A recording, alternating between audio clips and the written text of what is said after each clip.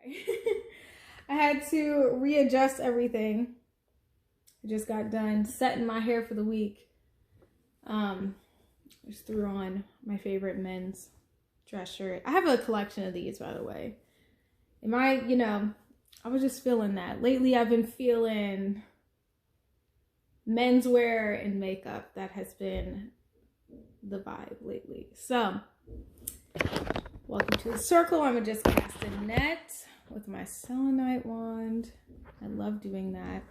I've got my rock friends in the building with us today. I got my amethyst, my red jasper, this is red jasper, and my citrine. Ooh, I love the citrine. I don't even know if you can see that. I love the stone. I actually just got done doing a ritual with these. Just kind of setting the intention, retuning my space, which I do periodically. I needed some grounding. I needed some joy, some sweetness of life. And I also wanted to usher in prosperity and abundance. And I meant abundance of the heart, abundance of the soul. So it wasn't quite money-based, although there is also a coin over there, which that's not what this video is about. What I wanted to talk about was the tower. I wanted to talk about mountains. And I wanted to talk about what the heck is going on in the world right now, because I have been putting off talking about it and I need to talk about it. The last time I got on here, I want to say it was early March, right before this gorgeous moon. And I was so excited. I had my yellow and black on. I was feeling like a bumblebee or something. I was feeling good. And I talked about spring coming early. And I talked about this rebirth and stepping into this kind of new light in this new world. But before that could happen, we would reach what I can only describe in my visions as like this dark hallway that keeps pulling you further. And you know that this is the only direction. I can only go this way. And seeing that and being confused by that, and kind of having to face our own shadows, face ourselves, and face our own darknesses. And when I say darkness, I mean the balance that is within you, the dark and the light, the good, the bad, the things you love, the things you hate about yourself, because all those things are unique and necessary, and those are sacred, and you're supposed to have all of that. You're not supposed to just only have the stuff you like. But I talked about that in my last video, and it was right before a lot of us got shut down and quarantined. It was like right before the storm. And it's kind of incredible that we're all in that place now, and I had just said that. And then videos before that, I talked about 2020 being like unlike anything we've seen. Well, a lot of us, especially my generation, being different than anything we had encountered when I think about my generation. Because a lot of us haven't faced, this is the first time we faced something like this in our lifetime. And I do keep a journal, a bit of a soul diary. And I try to write these things down as they come to me, and everything's dated. And I had a lot of visions about things sprouting and breaking surface, and this idea of this courageous, like, flowering, this idea of something kind of like the flower, like the rose that grew from concrete, or like this flower breaking rock, you know? But let's get back to business, because I know there are some people that are like, oh, all these psychics and mediums and spiritualists talked about 2020 being so amazing. Screw that, that's BS. And I have to say I disagree. There is a lot of terrible things happening. We are in a very dark place right now, but I think it is all coming together for our greater good. None of us will be the same when this is over. And if we do the work, sit with ourselves, sit with our demons, and battle that, we'll understand that, like, I don't even want to be the same when this is done. Like, yes, I love my job and I miss my job and things I used to do and, my old routine. But at the same time, it's like, I really am leaning into these changes. I'm really leaning into what I've been able to feed and what I've been able to nurture without the stuff in the way, without that day to day. But anyway, I'm gonna get to it. Let me get to it. I posted a picture of this on my Instagram. This is the tower. In traditional tarot, it looks something like this. And another tarot deck, like the Osho Zen tarot deck, for example, it may look like this and it may be called something different, but this is essentially a similar idea. In both of these images, you can see that there is this gorgeous high-rise situation, this building. It has been set aflame. It almost looks like it's about to explode. The kingdom is falling. People are falling by. They're dying. Things are happening. It's being struck by lightning. It almost seems like, and when I see something struck by lightning, I always think of like fate.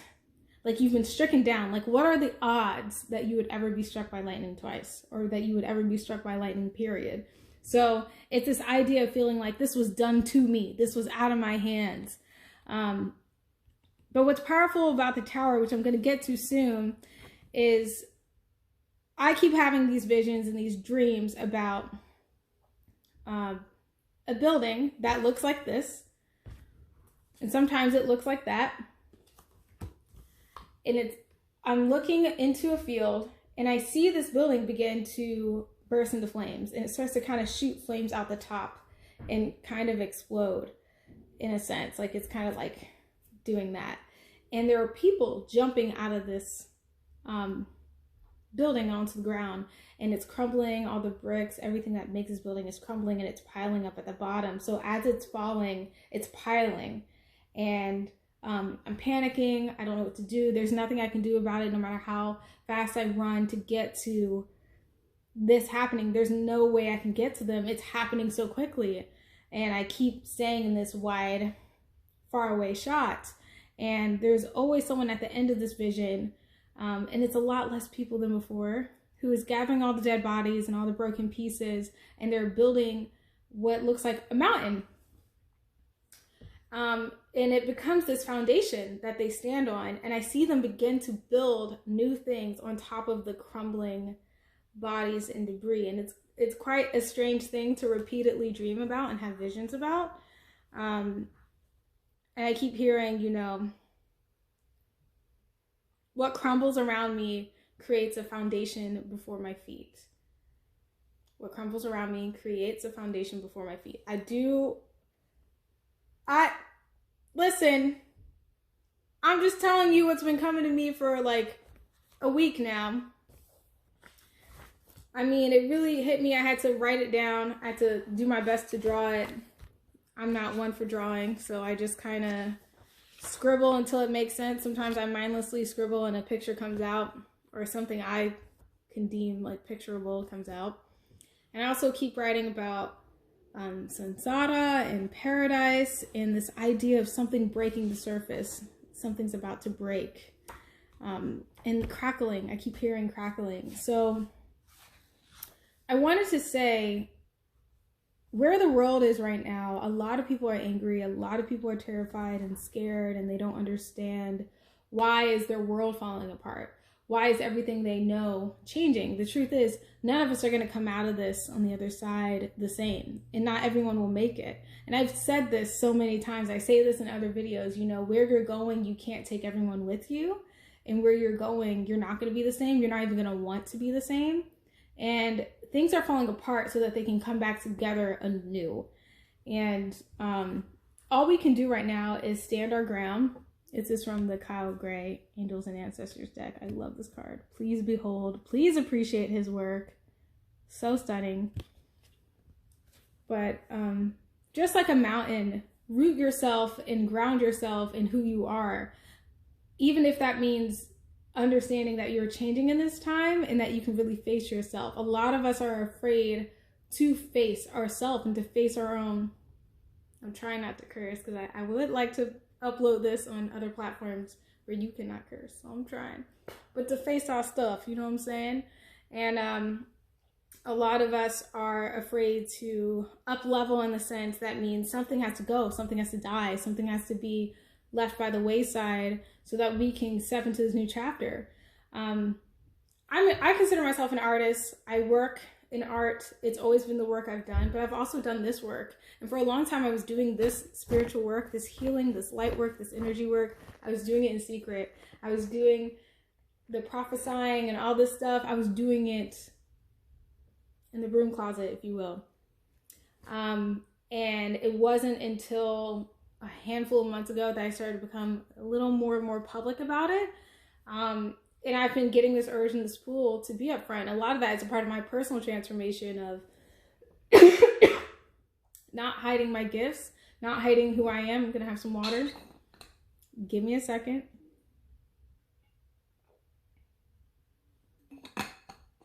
Not hiding what I want.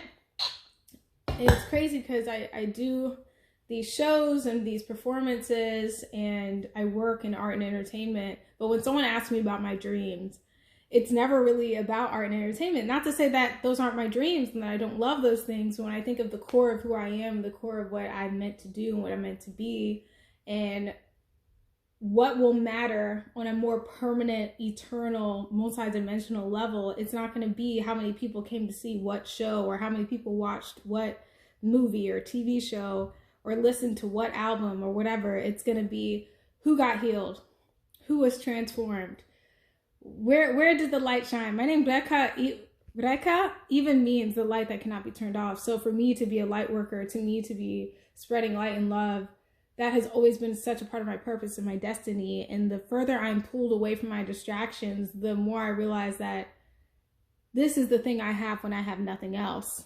And I've been like I said, I've been doing this for a while, and it's like now there's no room for me to hide from myself. There's no room for me to say, oh, this isn't me, this isn't happening, and to be secretive. I have to face myself. I have to face what I have going on, and you know, really honor that. And I think a part of honoring ourselves is also honoring how you feel. There's no right way to feel right now. If you're terrified, if you're scared, or if you're weirdly calm or weirdly okay and it feels inappropriate to be okay, because a lot of times we're taught that if the world is panicking around you, that you are not allowed to be okay. But you're allowed to be whatever you are right now. You're allowed to feel however you feel. You need to honor yourself and honor what is happening inside of you. A lot of what's happening in this image with, you know, it looks like this person is kind of being destroyed from the crotch up.